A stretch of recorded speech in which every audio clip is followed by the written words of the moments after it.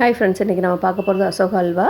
அதுக்கு தேவையான பொருட்கள் என்னென்னு சொல்லிடுறேன். 1 கப்பு பாசிப்பருப்பு, 2 கப்பு சர்க்கரை, 1 கப்பு நெய், தேவையான அளவு முந்திரி பருப்பு, 3 டேபிள் ஸ்பூன் கோதுமை மாவு, 2 டேபிள் ஸ்பூன் அரிசி மாவு. பாசிப்பருப்பை ஒரு வானிலையில் போட்டு நல்லா வறுத்துக்கலாம். கலர் மாறணும்னு அவசியம் இல்லை. வாசனை லேசாக வரும்போது ஆஃப் பண்ணிவிட்டு இதை நல்லா கழுவிக்கலாம். கழுவி ப்ரெஷர் குக்கரில் போட்டு 3லேருந்து 4 விசில் விட்டு அதை நல்லா ஆற வச்சு மிக்சியில் அரைச்சி எடுத்து வச்சுக்கணும். அரைக்கும் போது 1/2 கப்பு தண்ணி ஊற்றிக்கலாம்.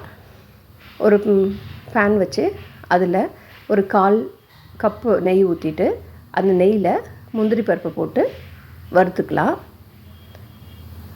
எல்லா முந்திரி பருப்பையும் நல்லா வறுத்துட்டு எடுத்து வச்சுக்கலாம். இந்தளவு கலர் மாறினா போதும். முந்திரி பருப்பு எடுத்துட்டு ஒரு பிளேட்டில் மாற்றிக்கலாம். அதே நெய்யில் கோதுமை மாவை போட்டு வறுத்துக்கலாம். அரிசி மாவையும் அதிலேயே போட்டு வறுத்துக்கலாம்.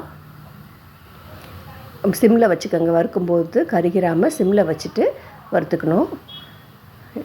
சும்மா கொஞ்ச நேரம் வறுத்தா போதும். அதிலேயே நம்ம அரைச்சி வச்சுருக்க பாசி பருப்பையும் போட்டு ஒரு 2 நிமிஷம் இப்படியே வதக்கி விட்டால் போதும். அது எல்லாம் ஒன்றோட ஒன்று கலந்து வந்துடும். கலந்து வந்ததுக்கப்புறம் சர்க்கரையை வந்து 2 கப்பு சர்க்கரை வச்சுருக்கோம்ல, அது சர்க்கரையை அதிலேயே போட்டு கிளறிக்கணும்.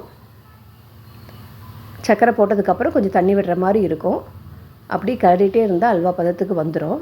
இப்படி கிளறிட்டே இருந்தால் போதும். இப்போ நம்ம எடுத்து வச்சுருக்க நெய்யை கொஞ்சம் கொஞ்சமாக அதில் விட்டு கிளற வேண்டியதான். கிளற அல்வா பதம் வந்துக்கிட்டே இருக்கும்.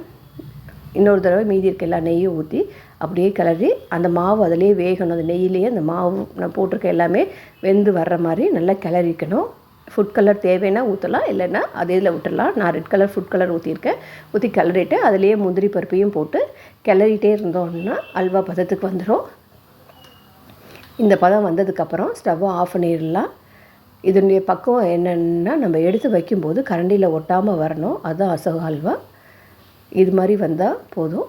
தேங்க்யூ ஃபார் வாட்சிங்.